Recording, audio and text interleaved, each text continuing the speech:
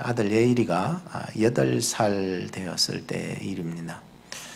자기가 읽은 책 중에 가장 감명 있게 읽었던 책이 뭐냐? 8살 때였을 때야. 지금은 벌써 하면 대학생이 되고 이제 하지만은 그 어릴 적에는 자기가 읽어 감동이 된 책이 틀려도 괜찮아 라고 하는 책이었습니다.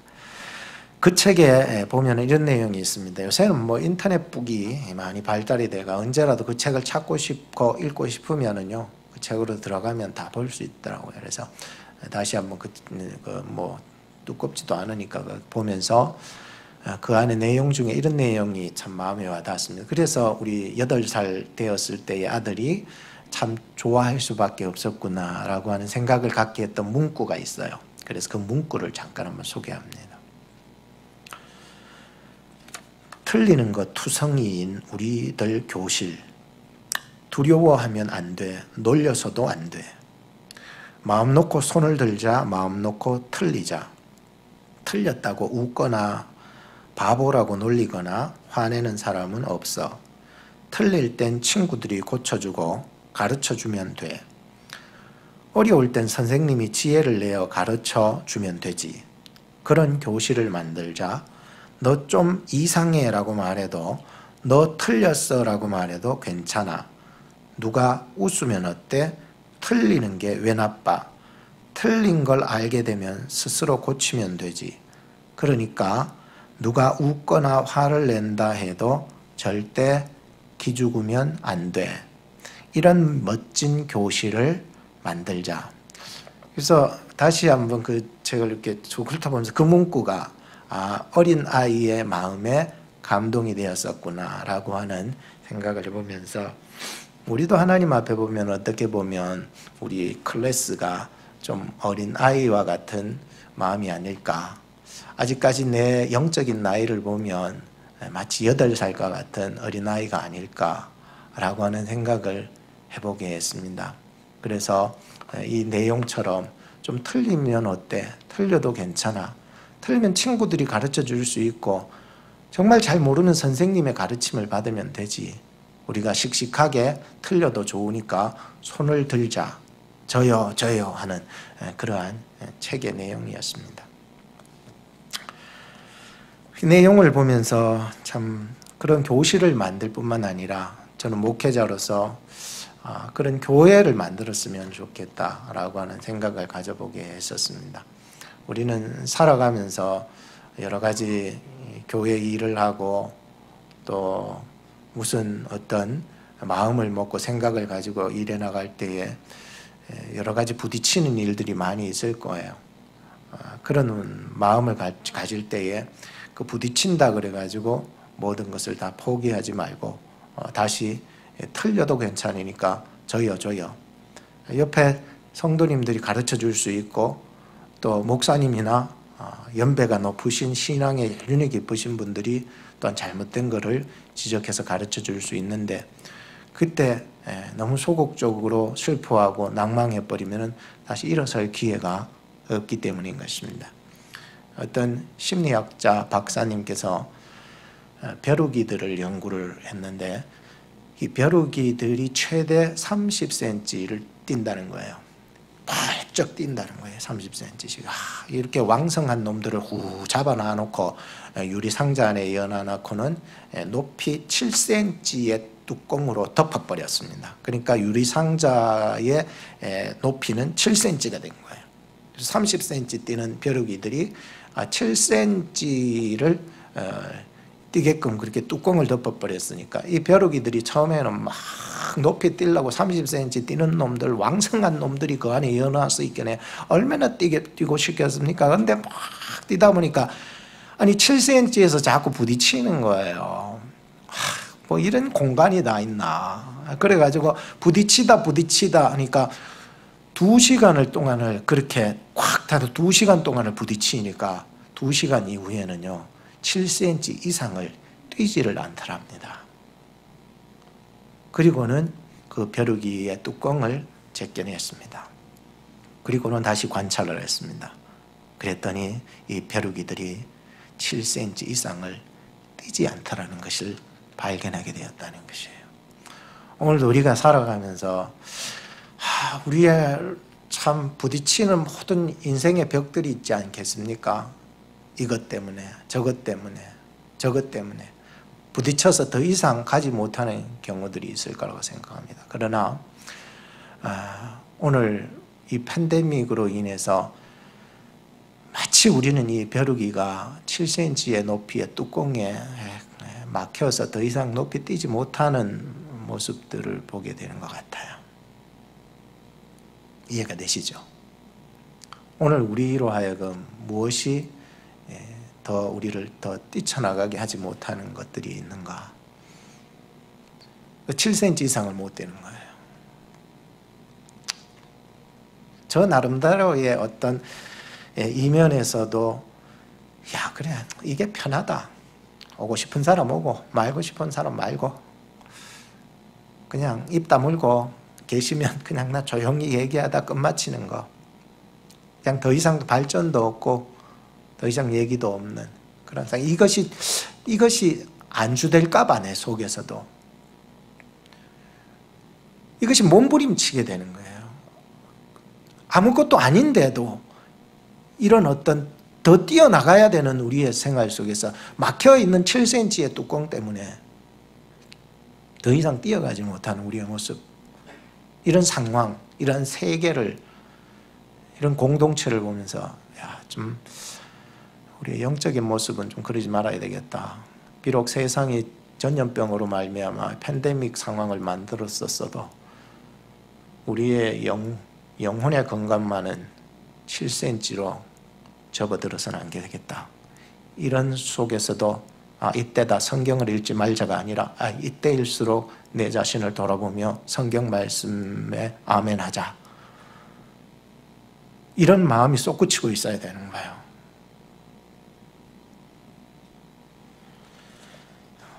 제가 오늘 본문을 이렇게 느헤미야로 정했던 것은 다시 옛 생각이 들어서 그래요. 제가 이 교회 처음에 왔을 때에 선보러 왔다 그래야 될까요? 처음에 왔을 때에 느헤미야 설교를 했던 것 같습니다. 그래서 다시 그때의 설교문을 한번 쭉 읽어보면서 내가 뭐 잘못 설교한 게 있을까 봐도 잘못 설교한 게 없었습니다. 너무 감사합니다. 왜 그러냐 하면 복음은 14년 전이나 지금이나 변함이 없더라고요. 복음이 변함이 없는 거예요. 하나님의 말씀은 예나 지금이나 변함이 없는, 영원토록 변함이, 세상 다 무너져도 하나님의 말씀만은 무너지지 않기 때문에 무너지지 아니한 하나님의 말씀을 붙잡고 살아가는 저와 여러분이 될 수 있기를 축복합니다. 그래서 느헤미야를 다시 보면서 우리 교회 공동체가 어떤 공동체가 되기를 원하는지 다시 한번 리마인드 하면서 이렇게 다시 설교를 하게 됩니다. 이스라엘 공동체는 지난 과거의 70년의 그 포로 생활이 너무나도 자기들을 막아버리고 뭐 하고 싶은 것이라도 못하게 만드는 그러한 70년의 포로 생활이 시작되었습니다. 여러분 뭐 7cm, 뭐 하듯이 이 70년이라고 하는 것은 보통 기간이 아니잖아요. 엄청나게 긴 기간이거든요. 한 세대가 물러가야 되는 거거든요. 그래서 이걸 연구하면서 야 얼마나 많은 생각을 했었을까. 오히려 70년의 포로 생활 속에서 자기 마음대로 하지 못하는 그러한 역경과 고난과 억압 속에서 그들은 뭘 했냐면은 자기 자신을 돌아보면서 그동안 열왕시대에 그렇게 신앙생활을 하고 나는 잘 믿었다라고 형식적이고 그렇게 믿어왔던 자기들의 빈 껍데기와 같은 그런 신앙생활을 되돌아보게 되었어요. 그리고는 70년의 포로 생활 속에서 깨어있는 많은 사람들이 잡혀갔잖아요. 어리버리한 사람들은 그대로 둬버리고, 그러니까 깨어있는 많은 사람들이 생각이 있지 않겠습니까? 그 멀리 가서도 생각을 한 것입니다. 우리가 정말 잘못했네.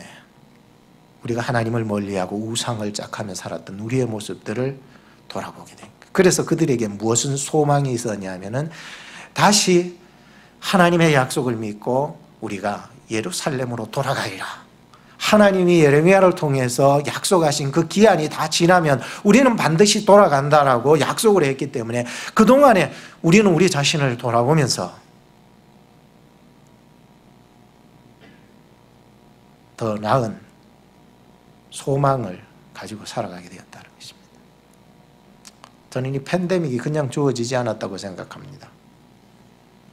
이를 통해서 우리가 정말 갈구해야 되는 것, 우선순위, 중요하게 여겨야 되는 것이 무엇인지 한번 돌아보게 해야 됐다라고 생각했습니다. 아무리 어렵고 힘든 상황 속에서도 하나님을 찾아오는 여러분들 때문에 아무리 힘들고 어려워도 아무도 없어도 이 강단에서 하나님의 말씀을 증거해야 되는 하나님의 메신저가 있기 때문에 오늘 이 교회가 교회로서 본질의 의미를 찾고 있는 것이라는 생각을 하니까 여러분들이 너무 고맙고 여러분들에게 제가 있음도 너무 감사한 거예요.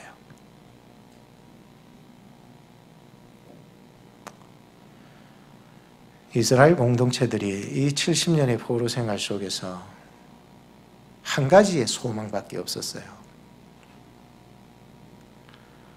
물론 다 그렇다고 생각하지만 다니엘과 같은 사람, 사드락, 메삭, 아벳노고와 같은 사람, 어릴 적에 붙잡혀 갔었어도 70년의 포로 생활 속에서도 그곳에서도 예루살렘을 향하여서 하루에 3번씩 무릎을 꿇고 기도하던 그 모습이 다니엘뿐이었겠습니까?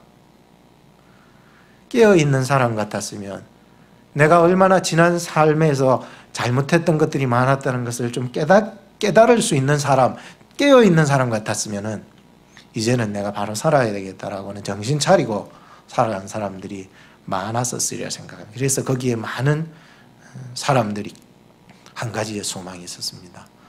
하나님의 약속대로 우리는 반드시 하나님의 성전 예루살렘으로 돌아가리라.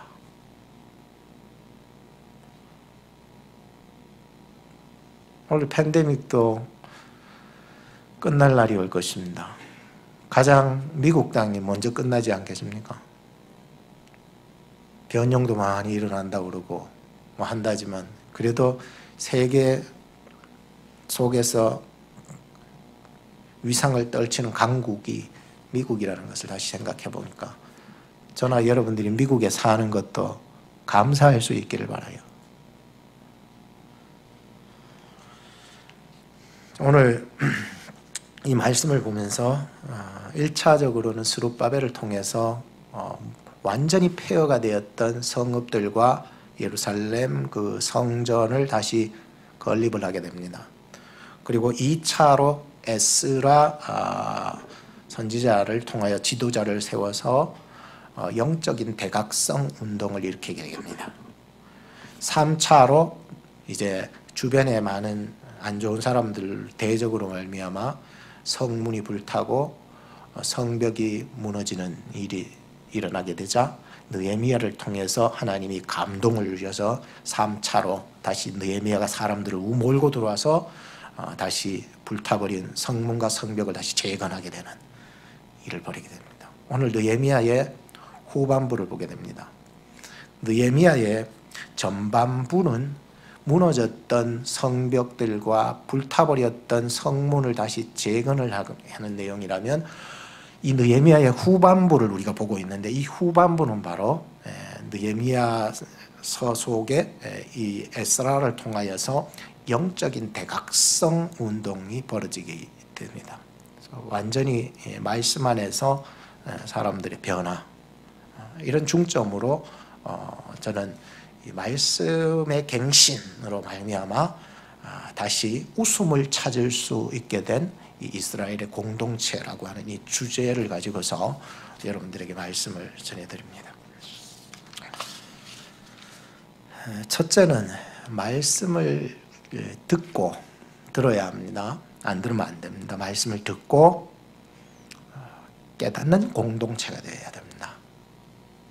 이것이 제가 처음에 이 교회를 와서 기도하면서 왔던 사명이었고 지금도 돌아보면 이 사명이 무너지지 않고 그대로 유지되고 있다는 것이 너무 감사드리고 그 마음 변치 않아서 하나님의 은혜의 복음을 증거하는 일에 있어서 나의 생명을 조금 더 귀한 것으로 여기지 아니하노라. 이것이 사도 바울의 사명이라고 말하지만 저의 사명이기도 하고요. 오늘도 하나님의 은혜의 복음을 증거하는 일에 생명을 당하는 것이죠. 마태복음 13장 23절 말씀에 보면 좋은 땅에 뿌리웠다라고 하는 것은 말씀을 듣고 깨닫는 자니, 이런 표현이 있습니다. 참 좋은 표현이더라고요.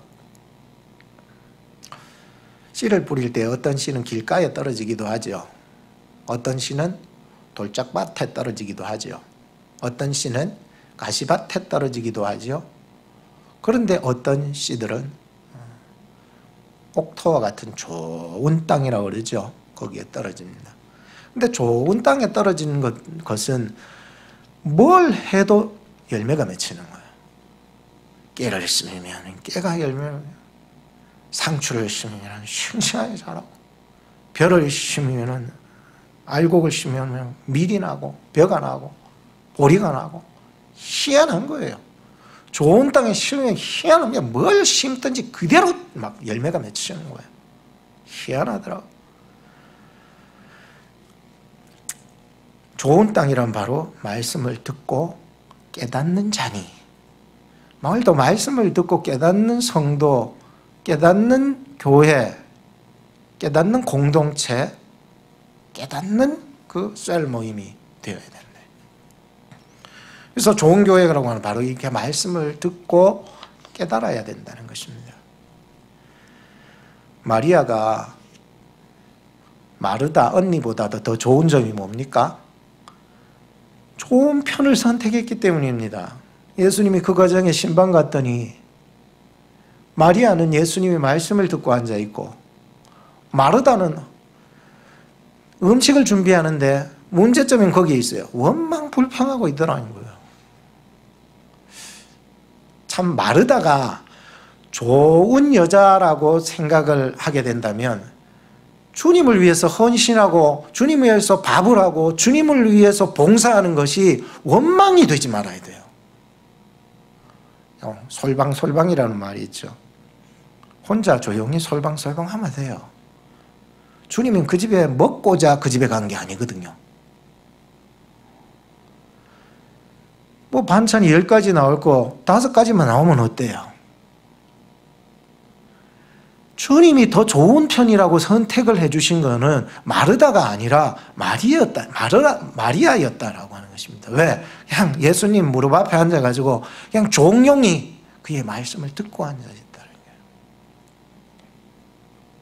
오늘 여러분들이 하나님의 말씀을 듣고 앉아 여러분들이 경청하고 있는 여러분들의 모습을 보실 때 우리 주님이 얼마나 기뻐하실까?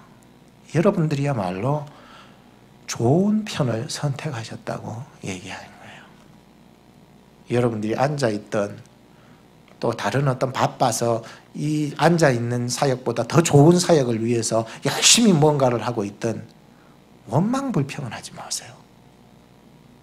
그냥 여러분들에게 주어진 그 자리에서 주님을 경청하시면 됩니다.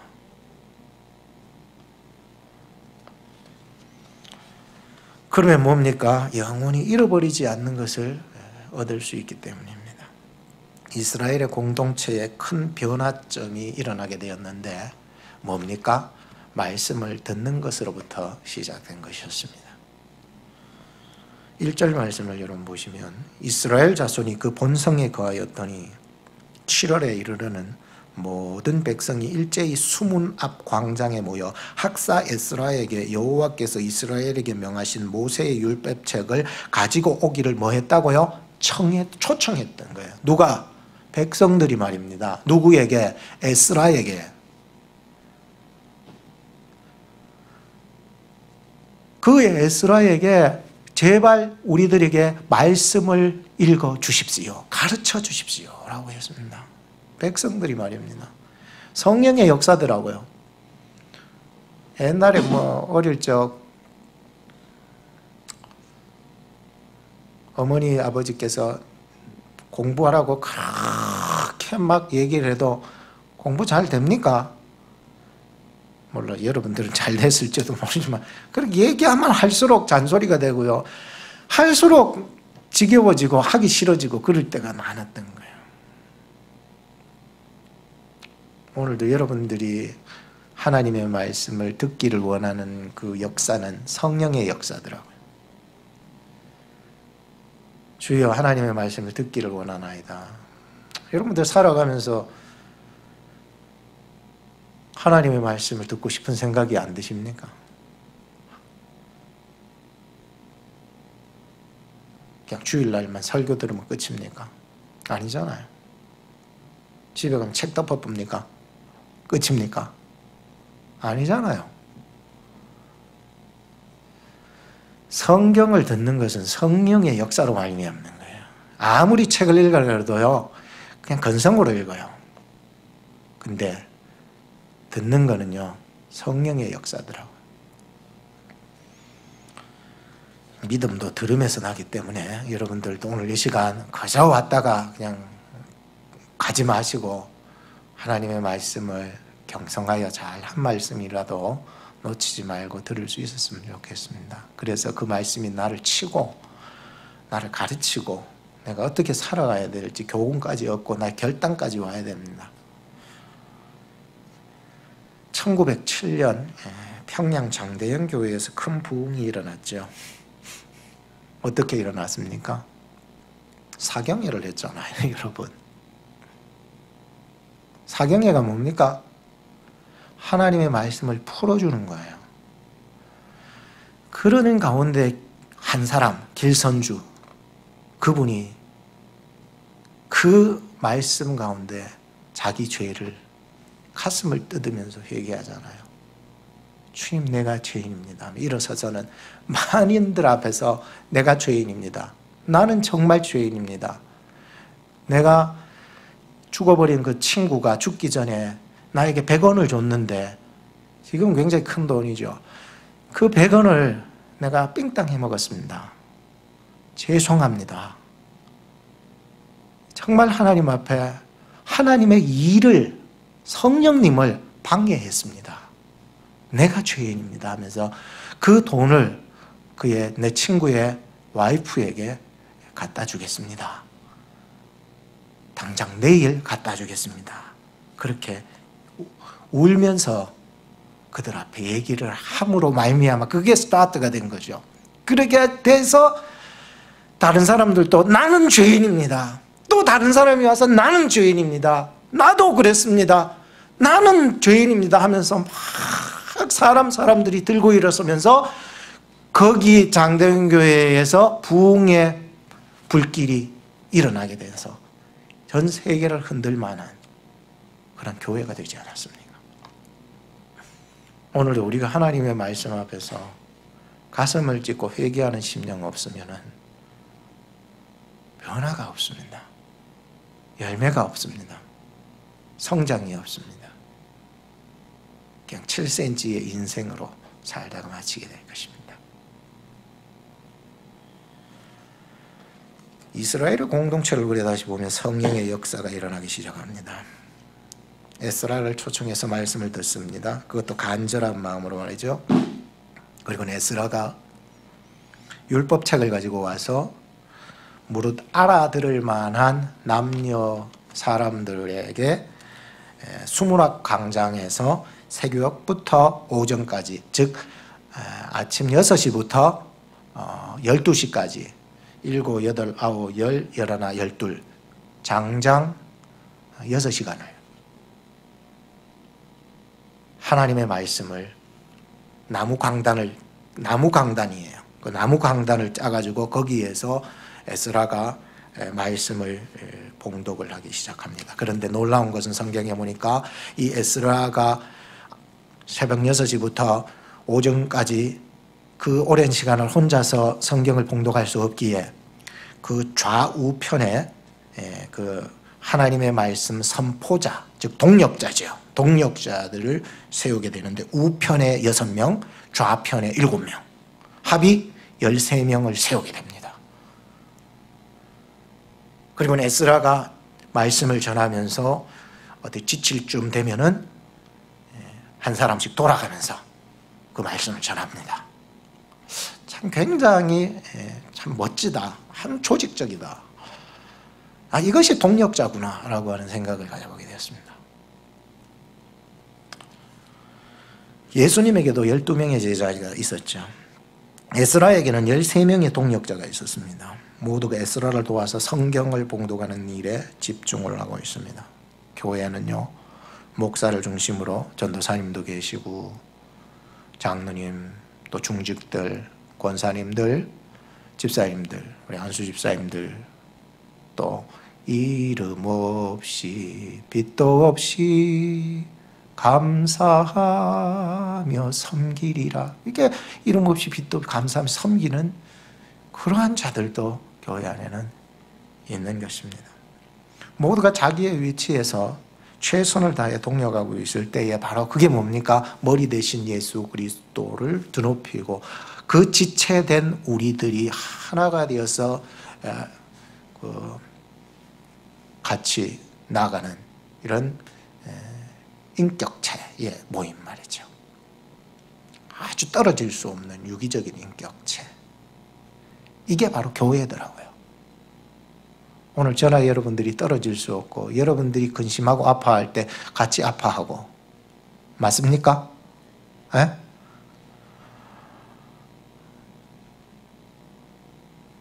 이게 교회인 거예요.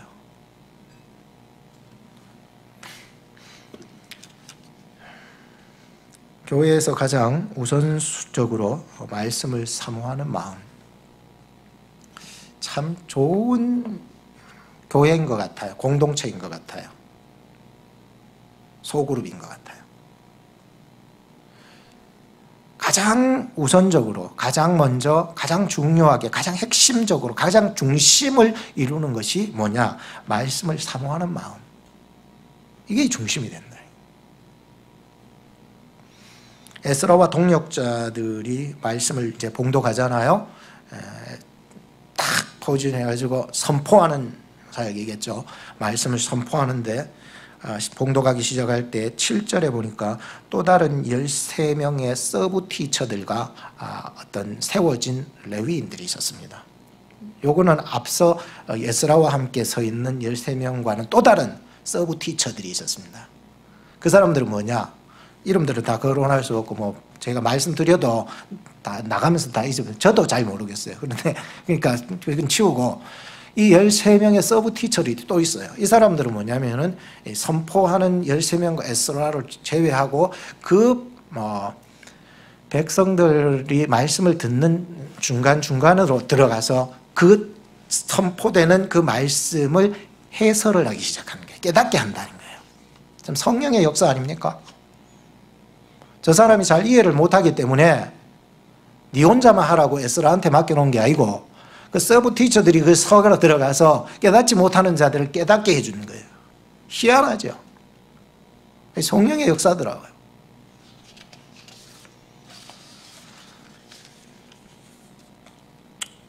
엠마오로 내려가던 두 제자 알죠? 전혀 예수님에 대해서 예수님이 돌아가시고는 예수님 성경 말씀과 예수님의 이게 다 이해가 안 되는 거예요. 그래서 슬픈 기색을 하고 내려가고 있었을 때에 그때 예수님이 자신의 모습을 싹 가리시고는 그 엠마오로 내려간 그 두 제자에게 찾아가셔서 성경을 풀어주신 거예요. 그러니까 성경을 풀어주니까 놀랐잖아요. 아, 이런 말씀이었구나 깨닫게 되죠. 그래서 너무 고마워가 성경을 풀어주신 그분을 자기 집으로 데리고 가서 맛있는 음식을 같이 쉐어합니다. 그리고는 그때 자기를 가리셨던 그분 예수님께서 떡을 가지사 축사하시고 그들에게 먹이셨습니다. 그리고는 예수님께서 사라지셨어요. 그제서야 이 사람들이, 이 제자들이 이렇게 얘기합니다. 길에서 우리에게 말씀하시고 또 우리에게 이 성경을 하나하나 풀어주셨을 때에 우리의 마음이 뜨겁지 아니하더냐? 니도 뜨거웠니? 나도 뜨거워서 희한하네. 말씀을 풀어주니까 드디어 그 말씀이 뜨거워지기, 말씀을 통해서 마음이 뜨거워지기 시작했다라고 얘기를 하고 있었던 거예요. 오늘도 여러분들이 저나 움직이지 못하는 분이 계시다면 그런 부분이 있다면 오늘 말씀을 통해서 마음이 뜨거워질 수 있기를 바라요. 성령의 역사더라고요. 오늘 우리가 성경을 읽어갈 때 깨닫게 하시는 분이 누굴까? 물론 깨닫게 하는 목사님도 계시고 셀 리더들도 있고요. 뭐 또 우리 성경을 잘 읽고 기도하는 분들도 있고요. 그런데 성령의 조명이야말로 우리를 깨닫게 하는 것 같아요. 저도 목사이지만 성경을 다 깨달을 수 없습니다, 여러분. 그래서 더 고민하고 더 몸부림치고 또 그래서 또 말씀을 준비하고 여러분들에게 증거하는 것이죠. 제가 다 알아서 뭐 할 것 같으면은 뭘 하겠습니까? 너무나 모르는 게 많아. 그래서 성경을 읽다가 보면 너무도 모르는 게 그때는 어떻게 해요? 주석책이라도 보죠. 학자들도 모른대요. 그럼 어떻게 해요? 엎드려 기도하는 거예요. 엎드려 기도하면 누가 가르쳐줘요? 성령께서 이 말씀을 조명을 해주는 거예요. 깨닫게 해주시더라니까요. 여러분은 몸부림쳐셔야 됩니다. 말씀이 중심이 된 교회, 말씀이 우선이 되는 교회, 말씀 없으면 여러분들 마음 안 뜨거워요. 세상의 물질과 세상의 명예와 세상의 사람들을 붙잡으면요, 마음에 뜨거운 게 아니라 열만 나요. 화딱질만 나지. 성경을 보고 성경 안에서 마음이 뜨거워질 때 그 사람이 움직여야 그 공동체가 사는 거죠.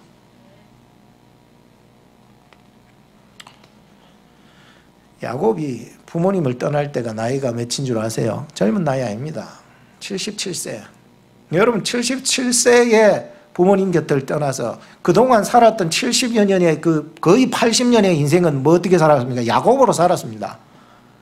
이 이스라엘이라는 이름이 개명이 되기 전까지는 그냥 야곱으로 사는 게 거짓말하면서 속이면서 그렇게 사는 것이 이 80 인생의 삶이라는 거예요. 그러니까 77세에 떠났는데 그 가다가 어디서 내가 하나님을 만나게 되느냐 하면은 베델에서 하나님을 만나요. 돌베개 베고 자다가 하나님 만나게 되게 희한하지요. 그때 뭡니까? 내가 깨닫지 못했구나. 내가 알지 못했구나. 여기에 하나님이 함께 계시다는 것을 내가 그동안 80여 년을 살아오면서 내가 깨닫지를 못했다는 것을 알게 되었어요. 하나님은요, 여러분들이 어디를 가시든지 무엇을 하시든지 여러분과 함께하고 동행하고 계시는 분이라는 걸 꼭 믿으시기 바라요. 우리는요, 잘 깨닫지 못해요. 그러니까 살아가다 보면 우연히 하나님의 나라와 하여금 깨닫게 하시는 때가 있더라 말이죠. 베드로도요, 죽도록 예수님 충성하겠다고 그러놓고는 예수님 3번이나 부인하고 저주해 버렸습니다. 그런 자신을 어떻게 깨달았습니까? 예수님이 하신 말씀이 생각이 나서, 기억이 나서 그제서야 밖으로 뛰쳐나가가지고 내가 미친놈이지 가슴 치면서 통곡을 했다 아닙니까? 여러분이 살아가면서 나로 하여금 깨닫고 생명의 사람으로, 구원의 사람으로 이끌어주시는 그 계기점이, 여러분들 깨닫든 못 깨닫든 앉았든 일어서든 하나님의 말씀을 손에서 놓지 마시기를 바라요. 지난주에 성경 몇 장 읽었었는데 물어보기도 부끄러운 사람 있지 않겠습니까? 덮어놓고 살았습니까? 인생 덮어놓고 살지 마세요. 하나님의 말씀이 기억이 나십니까? 기억이 나셔야 되는 거예요. 그래야 나로 하여금 통회하며 자복하며 하나님 앞에 울고 부르짖으며 하나님 내가 잘못했습니다 라고 할 때에 역사가 일어나고 성령의 역사가 거기서 나오는 거죠. 하나님이 어떻게 역사해요?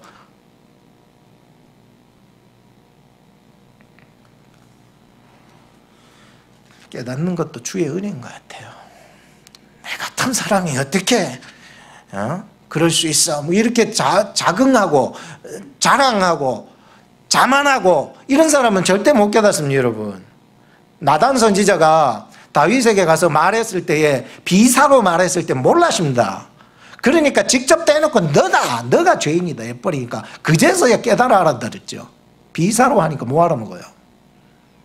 그때 다윗이 어떻게 유명하고 어떻게 위대하고 어떻게 대단한 사람인가 거기서 나오잖아요. 진짜 대단한 사람은 선지자의 말에 가슴을 치는 사람이죠. 상대를 치는 게 아니요. 가슴을 쳐야 돼요. 주님, 내가 죄인입니다. 엎드려 막 울며 불며. 성령의 역사지. 하나님 말씀 안에 살게 되기를 바라요. 성령 안에서 말씀을 사모하는 교회, 예배와 앞으로 이루어질 셀 모임을 통해서 말씀이 깨달아지고 전해질 수 있는 그러한 모임들, 하나님 말씀 앞에서 오늘 본문에 보니까 전부 다 어떻게 해요? 에스라가 강단에 서고 여호와를 높이고 이러니까 모두가 손을 높이 들고 아멘 아멘 하면서 엎드려 가지고 다 하나님을 경배해 버렸다라고 기록하고 있지 않습니까? 오늘 이렇게 주를 경배하고 주님을 높여드릴 수 있는 교회 되기를 주님의 이름으로 축복합니다. 두 번째는 함께 울고 함께 웃는 공동체가 되어야 합니다. 근데 오늘 본문에 말이 그런 공동체가 되었더라고요. 함께 뭐하고요? 울고 또 함께 웃는 그런 공동체가 되었다는 것을 보았습니다. 어제 제 딸아이가 이케아에서 사왔던 서랍장이 있는데 요즘 서랍장들은요 참 만들기도 너무 힘들어요. 사오면 옛날 같으면 다 만들어진 거 사오는데 요즘은요 다 띄가지고는 네가 부품 받았으니까 네가 다 조립해라 그러거든요. 우리가 다 조립해야 되는 거예요. 예전에 장성훈 집사님 이제 7월 말에 들어온대요. 이제 당신도 비자가 통과돼서 딸하고 이제 들어온다는데 저는 여기 왔을 때 책상 하나를 조립하는데도 자기가 못했대요. 못하니까 주운이 딸이 했다는 거예요. 우리 딸도 보니까 딸이 이제 조립을 하는데 참 잘하더라고요. 근데 내가 볼 때는 답답해 미치겠어. 저거 이렇게 하면 실수 안 하고 이렇게 하면 빨리 할 것 같은데 저도 조립 잘하거든요. 손 조립하는 잘하는 사람이 있어요. 이렇게 조립하는 거예요. 하는데 내가 이렇게 했으면 근데 저희 아내가 내 눈치를 보면서 하면서 틀려도 괜찮으니까 가만 놔둬라. 하는 대로 놔둬라. 간섭하지 마라. 자꾸 그러는 거예요 내한테. 그래서 가만 놔뒀더니 나중에는 다 만들어내는 것을 보게 되었어요. 희한하더라고요. 자기가 매뉴얼이 있는데 그 매뉴얼을 보면서 다 하나하나 찾아가면서 다 결국은 다 조립을 해냈더라고요. 예전에 그 컴퓨터가 갖고 싶다 그래가지고 뭐 하나 사주면 되겠다 생각했는데 자기는 또 굳이 조립을 하겠대. 컴퓨터 조립하려고 그러면 좀 전문가들이나 하지 나도 잘 못하는데. 그리고 우리 가족들이 의논했어요. 네가 정하고 싶다면 네가 원대로 네가 조립해라. 그래서 걔가 다 인터넷으로 컴퓨터 부품들을 다 주문해가지고요 컴퓨터를 조립을 해가지고 지금 잘 쓰고 팽팽 돌아가고 있어요. 근데 게임만 하니까 속 터져 죽겠어요. 희한하죠. 기특한 것 같아요. 어쩔 때는 안 될 것 같고 어쩔 땐 답답해 보이는데 내가 볼 때는 이렇게 하면 좋겠는데 가만 놔둬라. 가만 놔둬도 돌아간다. 정말로 가만 놔두는데도 매뉴얼을 보고 그대로 하니까 되더라 말이죠. 희한한 거 아닙니까? 오늘도 우리가요 참 안 될 것 같아 보여도요 하나님의 말씀인 성경의 매뉴얼을 따라서 우리가 성령 안에서 살아가고 하다 보면 하나님이 역사하실 줄로 믿습니다. 성질 급한 사람들이 다 뺏어버리고 뭐 그런 경우들이 있지만 딸아이를 보면서도 교훈을 많이 얻는 것 같아요. 그래서 자, 이런 일들이 있었습니다. 이스라엘 공동체가 지금 말씀 듣기를 원했던 것이었습니다. 그래서 에스라를 초청해서 말씀을 낭독을 하고 13인과 또 서브 티처들과 레위인들이 그곳에서 또 말씀을 깨닫게 해주고 하다 보니까 백성들에게 변화가 일어나게 되는데 크게 두 가지로 변화가 일어납니다. 첫 번째는 심경의 변화가 일어납니다. 마음의 변화가 일어나요. 하나님의 말씀을 들으면 변화점이 일어나는데 마음의 변화가 일어나요. 가슴을 찢으면서 하나님 내가 죄인입니다. 죄에 대한 철저한 회개 그리고는 그 마음을 이 서브 티처들과 말씀을 선포하는 자들 또 앞에 있는 느헤미야, 에스라, 레위인들 지도자들이 위로를 해주는 내용이 나옵니다. 여러분 근심하지 마십시오. 하나님의 말씀 듣고 가슴 찢잖아요. 여러분들 하나님의 말씀 듣고 가슴 찢잖아요. 통에 자복 없으면 안 됩니다. 회개는 이 성령의 역사이기 때문에. 그래서 가슴을 찢습니다. 그때 하나님의 사람들이 다가가서 위로해 줍니다. 근심하지 마세요.